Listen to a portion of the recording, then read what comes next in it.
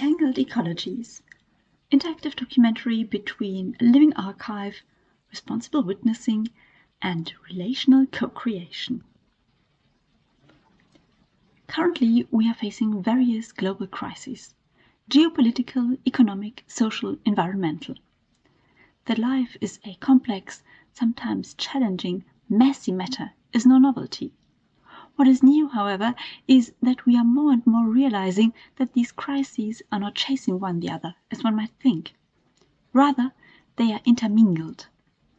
In such situations, the creation of pluri-perspectivized, multi-layered, complex epistemic ecologies is key for resilience, individual as well as societal. However, in junction with these intertwined crises comes a fact which makes the situation even more serious. Alongside various outer manifestations of complex crisis goes an epistemological crisis and a crisis of representation.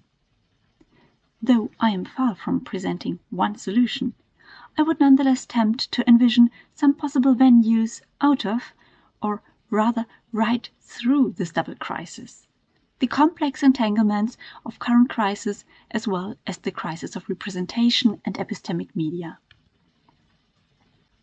Building on Felix Guattari's ecosophical thought of three interdependent ecologies, their prolongation in the environmental humanities, and recently emerging discourses in documentary theory on interactivity, pluri-perspectivity, and polyphony, I would like to probe into iDocs as living archives, responsible witnessing, and relational co-creation. In this sense, the discussion of interactivity in interactive documentary will go far beyond a merely mechanistic understanding. Rather, I would like to probe into the entanglement of iDocs ontology and epistemology, its invitation to reveal connections, to and reconstruct intricate entanglements, and therefore to counter linear monocausal thinking, taking images from the past and the present to encounter the future as individuals but also as society. Relating these theoretical considerations to the actual entanglement of crisis, guiding questions can be: how can complex knowledge be constructed and represented?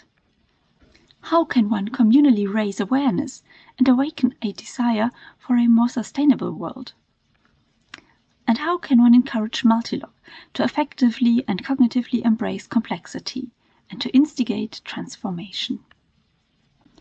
The general assumption underlying my approach to these questions is that iDocs bear the potential to serve as a bridge between the past, the present, and the future, with all challenges hereby involved, if interactivity is designed as more than only an clicking event, if configurations are based on principles of polyphony and multi-perspective thinking, if they are open to complexity of epistemic spaces and the entanglement of issues at stake, which makes them living archives, and if they teach one to listen, to take a viewpoint as an inspiration and not as an explanation, which combines responsible witnessing and exchange with collaborative action-taking.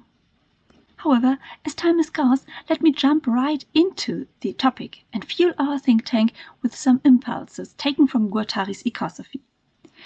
Let us zoom in first into Guattari's ecosophy, to then zoom out again for gaining a glimpse at the bigger picture and the connections between iDocs as archives, witnessing, and envisioning the future. In one of his seminal writings considering complexity, The Three Ecologies, Guattari suggests the life is constituted by three distinguishable but corresponding ecologies: the environmental, the social, and the mental. The first two are straightforward. The first refers to the material world, or what is usually understood by natural environment, or the observable. The second, the social, comprises the realm of intersubjectivity, the cultural, and the world inhabited by us as experiencing subjects in interaction with one another. The third ecology is less easily accessible than the first two. Following Ivakiv in his reading of Guattari, it can be described as an intermediary register between the first two. The idea of a mental ecology is intended to suggest that we humans are embodied agents and interpreters of a world that is not only there to be perceived, but also perceptive and communicative in nature. Perception or mind, understood as the sense and world-making capacity intrinsic to all experience, is the interactive dimension through which a world comes into being for world-bearing beings. At this point, at the latest, epistemic techniques and mediation come into play, and with them the diagnosed crisis of representation, which creates a world without accountability and responsibilities for current crisis. Speaking from the position of a philosopher and a psychoanalyst, Guattari thus diagnoses: humanity seems to have lost its head, or more precisely, its head is no longer functioning with its body. How can it find a compass by which to reorientate itself within a modernity whose complexity overwhelms it? In remaking social practices, Guattari thus advocates for the invention of new collective assemblages of enunciation, to reconnect the head to the body, to join science and technology with human values. Without a change in mentalities, without entry into a post-media era, there can be no enduring hold over the environment. Yet, without modifications of the social and material environment, there can be no change in mentalities. This finally leads him to postulate the necessity of founding an ecosophy that would link environmental ecology to social ecology and to mental ecology, and to call for a new ethico-aesthetic paradigm, a paradigm which in the following I would like to relate to reflections on the notion of interactive documentary in terms of images from the past and the present for imagining the future. So, at this point, let us zoom out again and gain a glimpse at how this all relates to idocs as living archives, practices of responsibility and witnessing and co-creative action-taking. In this regard, key concepts can be found in the three, again entangled, clusters of the interactive momentum in idocs, which means interactivity as interaction and reflexive agency, the interactive momentum as non-linearity and spatio-temporal potentiality, and the interactive momentum as collaboration, co-creation, and collective wisdom. First point, the interactive momentum as interaction. As Sandra Gaudenzi recently pointed out, agency in idocs does not only occur in the interaction user to document, user to user, or user to system. Rather, the interactive momentum can also be kind of inward directed. Referring loosely to Karen Barat's concept of interaction, and building on Adrian Miles' considerations of the interactive interval between thinking, linking, and clicking, Gaudenzi emphasizes the option of reflexive agency, intended as the meaningful power given the user to interact with the self. How does this relate to idocs? In fact, many currently emerging projects are built on the idea of responsible witnessing. In I See Change, for example, participants document manifestations of climate change in their surroundings, and the Climate Witness Project even carries this idea in its title. Such projects combine the building of crowdsourced archives with methodologies from citizen science and transformations in the mental ecology.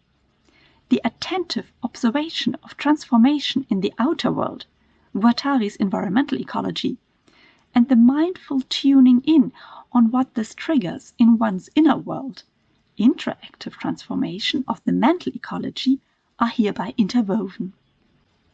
Secondly, there is nonlinearity and spatio-temporal potentiality in idocs. This again is of importance when facing complexity, when creating complex knowledge worlds to cope with change and transformation, and it is even more vital when facing the challenges of persisting in a precarious world without teleology, and when living with the indeterminacy of the unplanned nature of time, as Anna Lautzin puts it. The shoreline thematizes our relationship to the ecosystem of the coastal lines, the threat that growth of tourism, the increase of the dumping of industrial waste, and development projects pose for vulnerable biomes, and the repercussion the destruction of our environment has on society. Complex entanglements are made experiential, and instead of linear storytelling, connectivities and their interdependencies can be explored. The shoreline visualizes quantitative data with interactive charts and graphs, and enables at the same time insight into qualitative research, which is all related to the individual interacting with the iDoc. Additionally, simulations forecast potential future scenarios and how this affects the individual user as well as the planet, which potentially catalyzes change of attitude. However, this aspect of transformation does not only remain on the mental level, and it does not only refer to images from the past and the present. It can also be translated in concrete transformation of behavior for the future. In many co-creative iDocs, the process of doing, and especially co-creative doing, is at least equally important as is the creation of some kind of media artifact. Co-creation in this context can be understood as an ecosystem which offers alternatives to a single author vision, in which projects emerge from process rather than the other way around. As such, co-creative documentary projects don't simply document or passively observe the world, but insist on change. This idea of co-creation in iDocs is closely related to a further concept, open space practices. This idea of co-creation in iDocs is closely related to a further concept, open space practices. iDocs as open spaces not only carry the spatial aspect in it, the local, but also hyperlocal, the situatedness of knowledge in concrete ecologies. But it also emphasizes the openness, the indeterminacy, and provisionally procedural nature of collaborative relational practices. As Zimmerman and de Michel underline, rather than deductive arguments or grand narratives, these practices build mosaics that are localized, multi-voiced, and reciprocal. One of the key motives in the shoreline, for example, is thus to contribute to a more just and sustainable future, as the director's notes say. The impetus is to encourage further local as well as global projects that are inspired by the ventures presented in the interactive documentary. The networked web documentary thus radiates beyond the medial borders of the Internet and functions at the same time as an active appropriation of the medial space through interactively engaged and actively participating users. In this sense, iDocs potentially bridge the gap between spaces of vision, interaction, and action, as Aston and Odorico put it. Summing things up, all threads so far taken up can be woven into the texture of Guattari's new ethico-aesthetic paradigm. A paradigm, and let me end here with a poetic vision by Guattari himself, a paradigm in which mentalities and social practices would give back to humanity, if it ever had, a sense of responsibility, not only for its own survival, but equally for the future of all life on the planet, for animal and vegetable species, likewise for intercorporeal species as music, the arts, cinema, the relation with time, love, and compassion for others, the feeling of fusion at the heart of the cosmos. In this regard, combining all three ecologies, the environmental, the social, and the mental, images from the past and the present, can help us to influence what the future will look like.